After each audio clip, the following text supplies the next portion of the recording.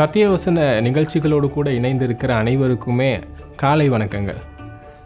ஒரு அருமையான காலை நேரத்திலே நீங்கள் இந்த நிகழ்ச்சியை பார்த்து கொண்டு இருக்கக்கூடும். முக்கியமாக நாங்கள் இருக்கிற இந்த மாதத்தை குறித்து இந்த நாளிலே நாங்கள் ஒரு காரியத்தை பார்க்க போகிறோம். டிசம்பர் மாதத்துக்கும் நாங்கள் வந்துட்டோம். எப்படி சீக்கிரமாக இந்த வருடம் போனது என்பதை யோசிக்கிற நேரத்தில் நாங்களாம் யோசிச்சோம்னா, நேற்று ஜனவரி மாதம் வருஷம் ஆரம்பித்தது போலக்கு இன்றைக்கி இவ்வளோ சீக்கிரமாக வருடம் கடந்து விட்டதான்னு, காலம் கடந்து விட்டதான்னு நாங்கள் யோசிப்போம். இந்த டிசம்பர் மாதத்தில் நாங்கள் பார்த்தோம்னா முக்கியமான ஒரு நிகழ்வு இருக்கிறது. உலகத்திலே அதிகமாக எல்லாரும் சேர்ந்து கிறிஸ்தவர்களும் கூட கிறிஸ்தவர் அல்லாதவர்களும் கூட கொண்டாடுகிற ஒரு காரியம் இருக்கிறது, நத்தார் பண்டிகை. இந்த நத்தாரை நாங்கள் பார்க்குற நேரத்தில் உலகத்தில் வெவ்வேறு விதமாக ஒவ்வொரு நபர்களும் கொண்டாடுவார்கள். எனவே ஒவ்வொரு எண்ணங்கள், ஒவ்வொரு கலாச்சாரங்கள் பின்னணியில் வித்தியாசமான காரியங்கள். நம் நாட்டில் நாங்கள் எடுத்து பார்த்தோம்னா, கிறிஸ்தவர்கள் நத்தார்னாவை எல்லோரும் சொல்லுவாங்க, நல்ல புது ஆடைகள் அணியணும், பட்டாசுகள் எல்லாவற்றையும் பற்றி நல்லா மகிழ்ச்சியோடு இணையணும். உறவினர்கள் அந்த நாளில் வீட்டுக்கு வருவாங்க, நன்றாக சமைத்து நல்லா விதவிதமான காரியங்களை செய்து நாங்கள் மகிழ வேண்டும்.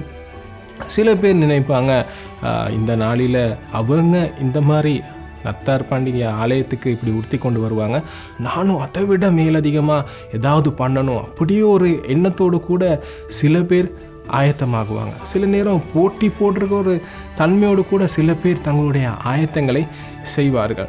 எனவே நத்தார் பண்டிகையை இன்னும் நாங்கள் பார்த்தோமானால், சில பேர் நத்தார் பண்டிகை என்றாவே கோலாகலமாக இருக்கணும்னு சொல்லி சில பேர் நாங்கள் பார்த்தோமானால் நத்தார் பண்டிகை என்றாவே மதுபானம் பயன்படுத்துவது தான் இந்த நாளில் விசேஷித்துவம்.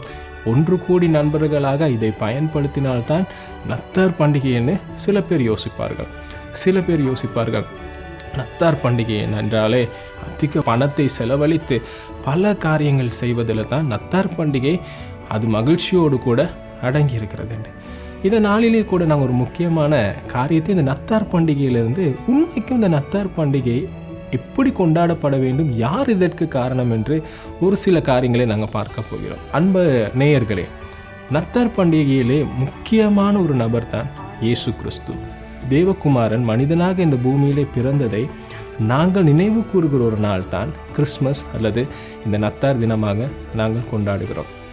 உதாரணமாக நான் ஒரு காரியத்தை நான் உங்களுக்கு சொல்ல விரும்புகிறேன். உங்களுக்கு பிறந்த நாள் என்று நினைத்து கொள்ளுங்கள்.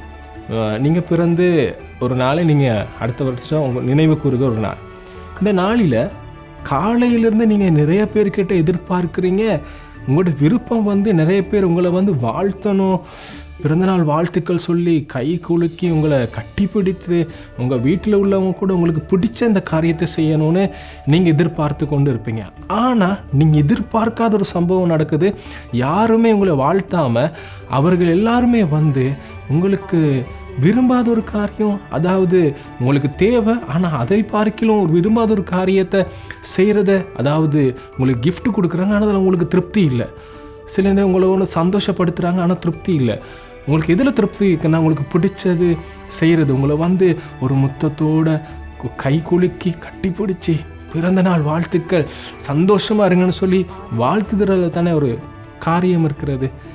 எனவே மனிதனாகிய எங்களுடைய பிறந்த நாளை இப்படி கொண்டாட வேண்டும், நான் விரும்பினது நடக்கணும்னு சொல்லி இருக்கிற இந்த நேரத்தில் இயேசு கிறிஸ்து அவர் பிறந்த அந்த நாள் அவரை பின்பற்றுகிற ஜனங்கள் இப்படியாக அந்த நாளை நினைவு கூற வேண்டும் என்று அவர் விரும்புகிற சில காரியங்கள் இருக்கிறது. அதைத்தான் நான் உங்களுக்கு சொல்ல போகிறேன். சில நேரம் எங்களோட பிறந்த நாளை மற்றவர்கள் இப்படி நாங்கள் எதிர்பார்க்காத செய்ய நேரத்தில் எங்களுக்கு எப்படி அது பிடிக்காது போல் இருக்கிறதோ, தேவனுக்கும் ஆண்டவராக இயேசுக்கும் அவர் பிடிக்கிறத நாங்கள் செய்யாமல் போகிற நேரத்தில் அவரும் வேதனைப்படுகிற சந்தர்ப்பங்கள் இருக்கிறது. உண்மைக்கும் என்ன இந்த நத்தார் காலம் வேதம் தெளிவாக சொல்லுகிறது. லூக்கா புத்தகத்திலும் மத்தேயு புத்தகத்திலும். லூக்கா புத்தகத்திலே இயேசு கிறிஸ்து சொல்லுகிறார், இழந்து போனவைகளை ரட்சிக்கவும் மீட்டு கொள்ளவும் அவர் வந்ததாக. அதே போல் சொல்லப்படுகிறது மத்தேயு அதிகாரத்திலே இயேசு என்ற பெயரின் காரணத்தை சொல்லுகிறார். மனிதர்களை தங்களுடைய பாவங்களிலிருந்து மீட்டு ரட்சிப்பவர். இயேசு இந்த பூமிக்கு வந்தார், இழந்து போனவர்களை தேடி வந்தார். நானும் நீங்களும் தேவ உறவை இழந்து போய் தேவனோடு இருக்கிறதான தொடர்பிலிருந்து நாங்கள் விலகி போய் வாழ்ந்தோம். காரணம் பாவத்தின் நிமித்தம். எனவே மனிதன் இதிலே இருந்து மறுபடியும் தன்னை படைத்த தன்னுடைய சிருஷ்டிகர்த்தரிடத்தில் மறுபடியும் சேர வேண்டும். பாவத்தின் தண்டனையிலிருந்து தப்பிக்கப்பட வேண்டும், அதை இயேசு தான் சுமக்க வேண்டும். இப்படிப்பட்ட ஒரு மேலான ஒரு காரியத்தை மனித குலத்துக்கே நித்தியத்தை குறித்து பரலோகத்தை குறித்த நம்பிக்கையை கொடுக்கும்படியாகவும் ரட்சிப்பை கொடுக்கும்படியாகவும் இந்த நாளில் அவர் இந்த பூமிக்கு வந்தார். ஆனால் இன்றைக்கு சில நேரங்கள் நான் சிந்திக்கிற நேரம் கவலைக்குரிய ஒரு காரியம், கர்த்தராக இயேசு கிறிஸ்து பிறந்ததின் நோக்கத்தை பல பேர் மறந்து அவர் எதிர்பார்க்காத பல காரியங்களை செய்து எங்கள் விருப்பத்தின்படி நத்தாரை நாங்கள் கொண்டாட ஆரம்பிச்சிட்டோமா? அன்பார்ந்த நேயர்களே, இந்த வருடம் நாங்கள் கொண்டாட போகிற இந்த நத்தார் ஒரு அர்த்தமுள்ள நத்தாராக இருக்கட்டும். சில நேரம் நாங்கள் எங்களை திருப்திப்படுத்த கொண்டாடி இருக்கிறோம். மற்றவர்களை விட அதிகமாக மற்றவர்களை திருப்திப்படுத்தவும் நாங்கள் இந்த நத்தாரை கொண்டாடி இருப்போம். ஆனால் நத்தார் இந்த பண்டிகை வர காரணமாக இருக்கிற ஆண்டவர் ஆகிய இயேசு கிறிஸ்துவை, அவரை பிரியப்படுத்த அவருடைய விருப்பத்தை செய்து இந்த வருடத்திலே நாங்கள் கொண்டாட ஆரம்பிப்போமா? இழந்து போனவர்களை மீட்டெடுக்க அவர் வந்தார். நாங்கள் என்ன செய்யலாம்? அதற்காக அவர் எந்த காரியத்தை செய்தாரோ, ரட்சிப்பை மனிதன் பெற்றுக்கொள்ளும்படியாக தன்னை தானே அவர் ஒப்பு கொடுத்து இந்த பூமியிலே மனிதனுக்காக அவருடைய அன்பை அவர் வெளிப்படுத்தினார். எனவே இந்த நாளிலே நாங்கள் மனிதர்களோடு கூட அன்பை வெளிப்படுத்துகிற ஒரு நாளை நாங்கள் வைத்து கொள்ளலாம்.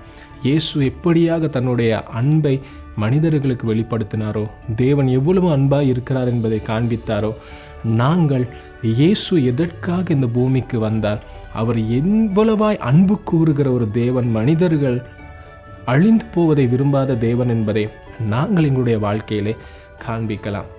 அதே போல் எங்களிடத்தில் அதிகமாக இருந்தால் நாங்கள் இன்னொருவருக்கு கொடுத்து உதவி செய்யலாம். அதே போல் இன்னும் மேலான ஒரு காரியம், நாங்கள் இயேசு வந்ததின் முக்கியமான நோக்கத்தை மற்றவர்களுக்கு கூட சுவிசேஷமாக நாங்கள் பகிர்ந்து கொள்ளலாம். இதன் மூலம், இப்படியாக நாங்கள் செய்வதன் மூலம் உண்மைக்கும் நாங்கள் அந்த நாளிலே மனிதனை விட கர்த்தரை பிரியப்படுத்த நாங்கள் போகிறோம்.